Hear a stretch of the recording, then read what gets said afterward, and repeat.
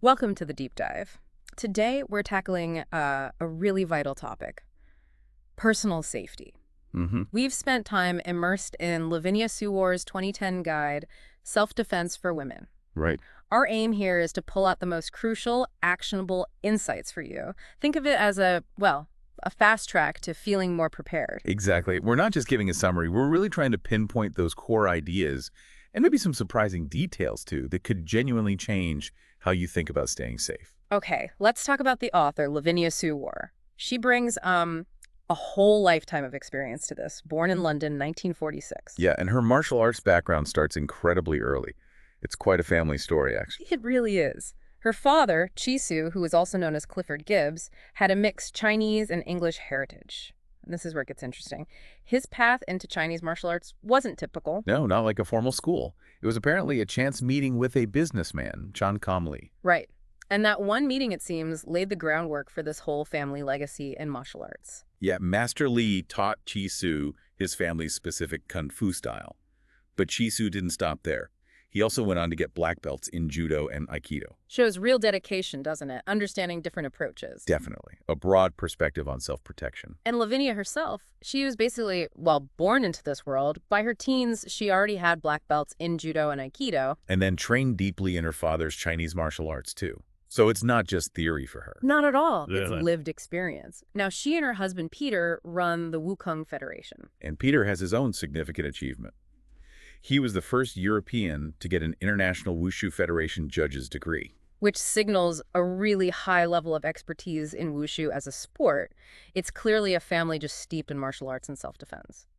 You know, connecting that back, Lavinia's diverse background gives her, I think, a really nuanced take on self-defense. It's not just one style. It draws on a wider understanding of movement awareness, how to stay safe in different situations. Oh. Which brings us to a really fundamental point she makes right at the start of the book. It might actually surprise some listeners. Well, what's that? That self-defense isn't strictly a martial art.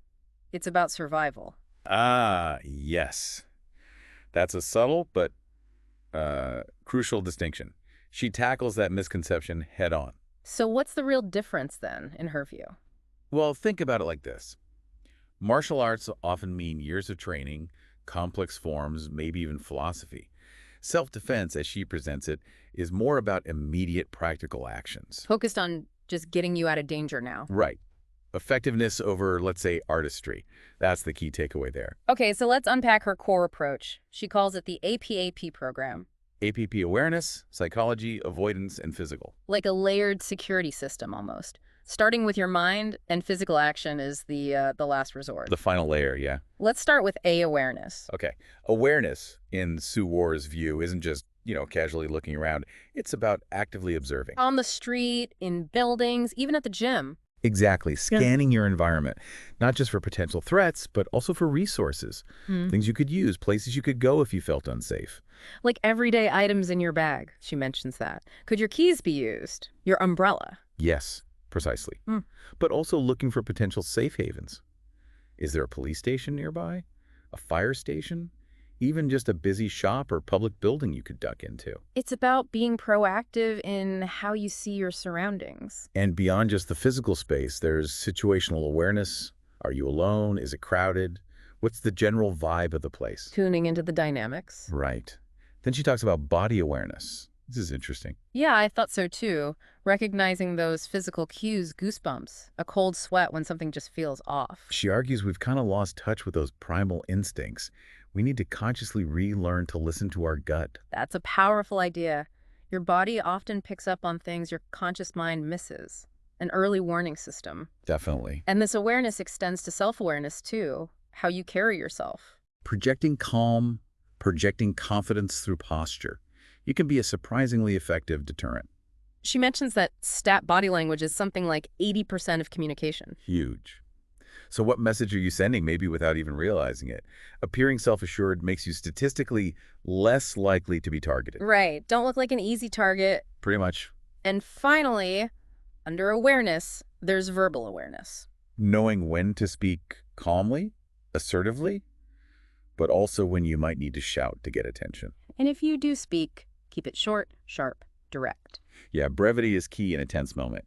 A loud, firm no can sometimes be enough to startle someone, break their focus. Okay, so that's awareness, being tuned in. The next pillar is P psychology. This gets into understanding your own mindset in a confrontation, but crucially, also the mindset of a potential attacker. What's the key insight there about the attacker's psychology? Well, Soo-Warr emphasizes that attackers often rely on fear to establish control. Panic makes a victim easier to manage. So if you react consciously, maybe unexpectedly, it can throw them off, disrupt that power dynamic. Exactly. It can interrupt their script, so to speak. She then applies this to specific scenarios, which is really helpful, like street robbery. Right. Often opportunistic, she says. Looking for easy grabs, phones, wallets. But she also warns about more organized groups. Yeah, the detail about gangs and crowds, passing stolen items quickly, that's important awareness for busy places. Definitely. And the simple reminder, be extra careful after using an ATM. Seems obvious, but worth repeating. Then, house burglary. She distinguishes between the opportunist checking for unlocked doors and the premeditated burglar. That's a critical distinction. The premeditated one might have scouted, knows what they want, could be armed.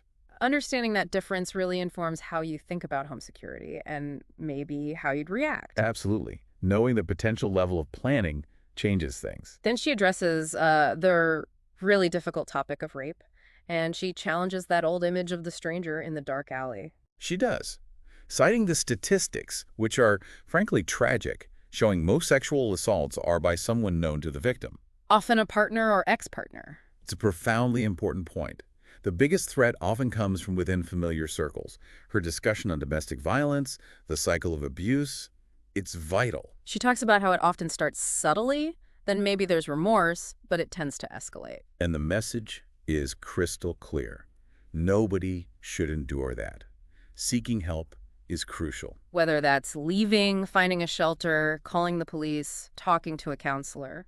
Understanding that the apologies are often part of the cycle, a control tactic, is key for breaking free. And throughout all this discussion of attacker psychology, she keeps coming back to projecting confidence. Yes, as a deterrent. It links right back to that self-awareness piece we talked about earlier. Yeah. Your nonverbal cues matter. Okay, so awareness psychology.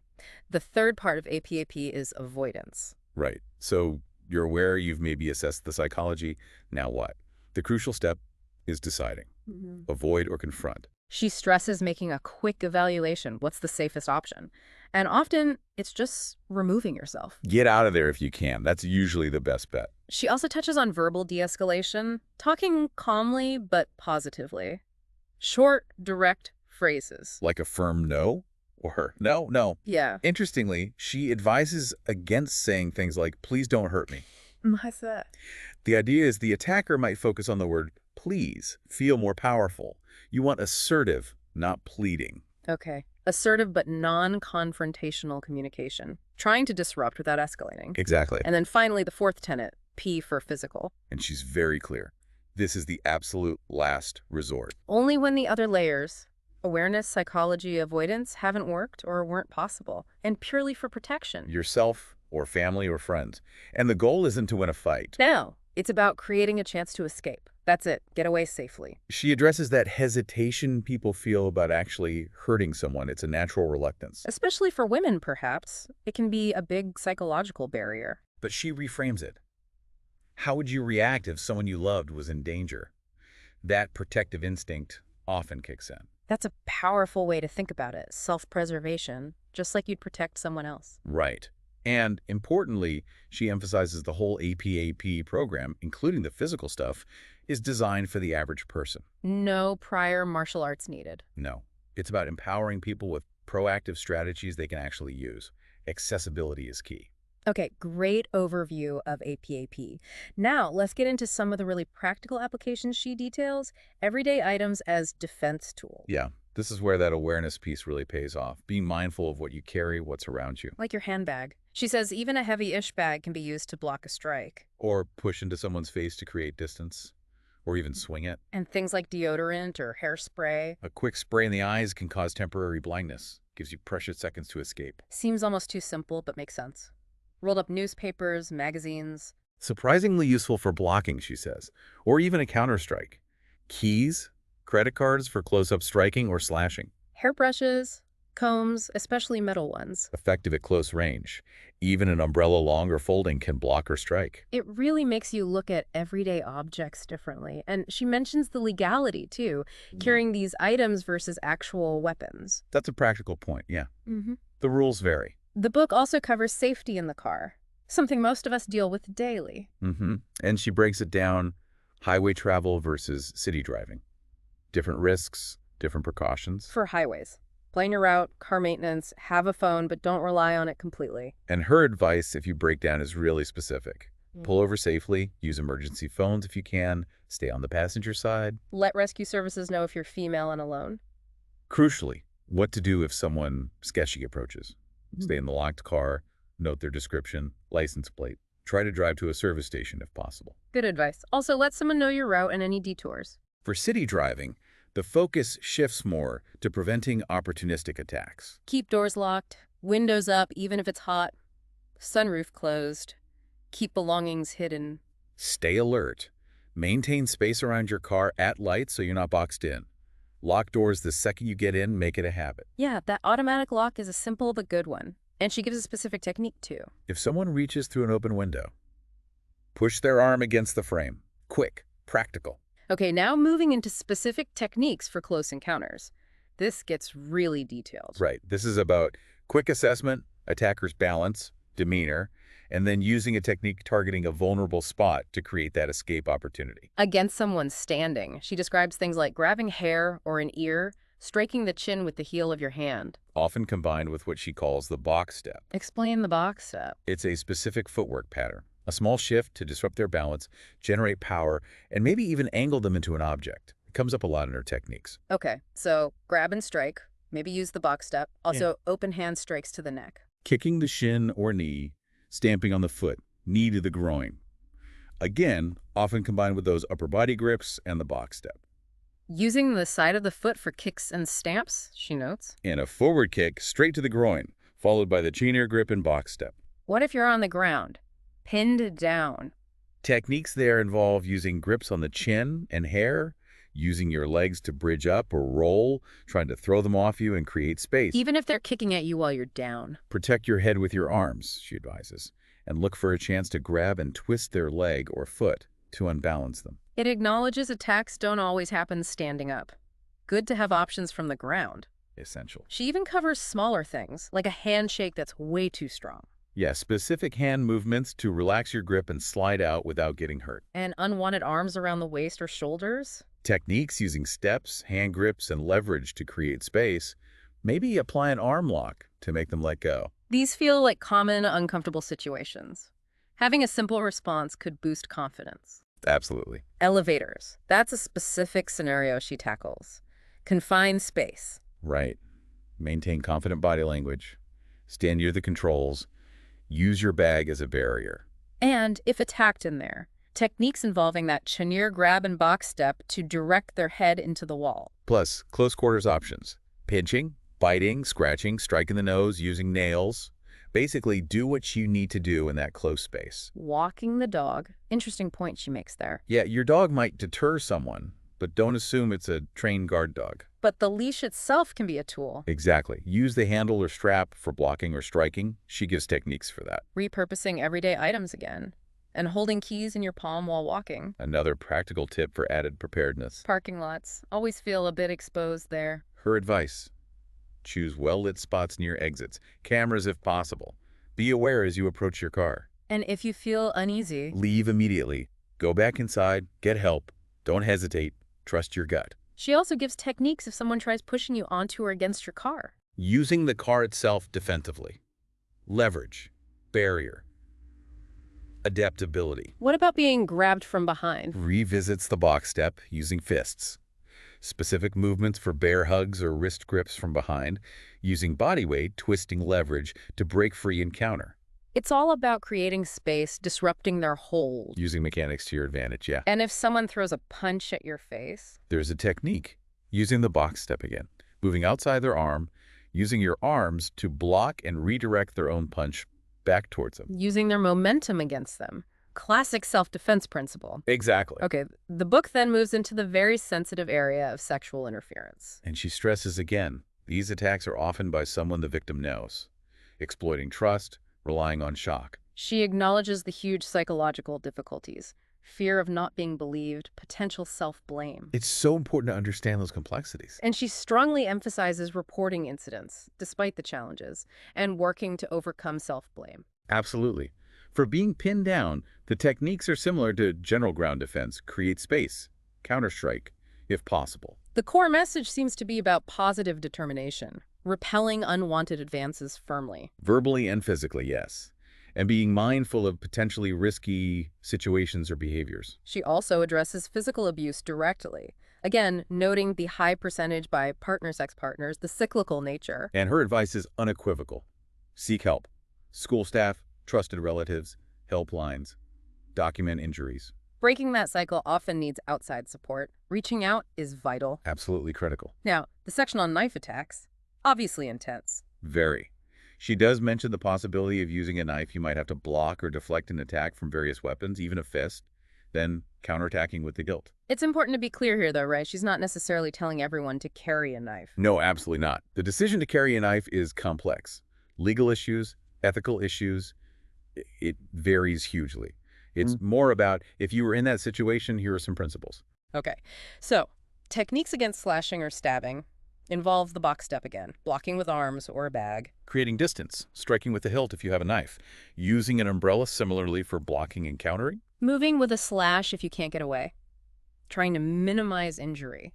And a huge caution. Never try to grab the blade unless you have very specialized training. Use objects to push them away if they're too close. The mental aspect here seems critical. Retaliate somehow to shock them. Try to stay calm, breathe, be prepared. You might get hurt. Yes. Overcoming fear, acting decisively can make a huge difference. And verbal defense, too. Affirm no, not pleading.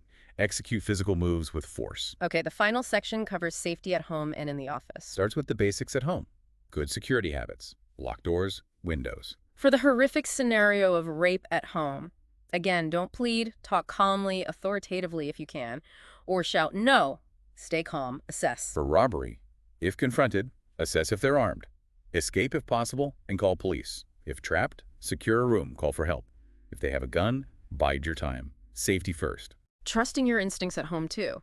If something feels off, investigate cautiously. Using handbag items or kitchen items for defense if needed. Remembering A.P.A.P. She even includes advice on nuisance phone calls. Using a whistle, an answering machine to screen. Practical stuff. Then the office. Sexual harassment. Increasingly recognized, thankfully. She stresses that inappropriate touching isn't a joke. Standing up for yourself is crucial, otherwise you might be seen as fair game. Reporting it to HR or a supervisor is key. Keep a record. Balancing job security with well-being. It's tough, but necessary. She gives techniques for the office, too. Yes, someone standing too close, step away, or a sharp elbow if you can't. Hand on your arm from behind, kick back to the shin, stomp on the instep. Body contact. Stumble back into them, elbows out slightly, arm around you from behind, elbow up, turn sharply with the box step to strike. Directly in front, too close. Cupped hands, strike to both ears. Threatens to strike, kick the knee, stomp the instep. Tries to strike or grab.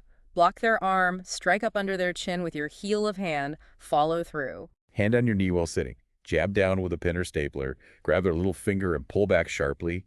Use elbows to strike their face. Lots of options there. And she says vary the technique if it keeps happening. And always prioritize avoidance if you possibly can. Okay. So we've covered a lot from Lavinia Soo-Warr's self-defense for women. As we wrap up, what are the absolute key takeaways for you? I think, first, understanding self-defense as a mindset based on A.P.A.P, that's huge. Awareness, psychology, avoidance. Physical is last. Right. Realizing awareness and avoidance are often your most powerful tools. That's a big shift. And the empowerment that comes from knowing everyday items can be used for protection. Plus, understanding attacker psychology, not falling into predictable patterns. Definitely. And her clear point about most assaults coming from known individuals, that's vital information, challenging misconceptions, trusting your gut, even with people you know. Critical. So for everyone listening, maybe think about just one or two subtle ways you could integrate more awareness into your day. Yeah, like consciously scanning your surroundings when you walk somewhere.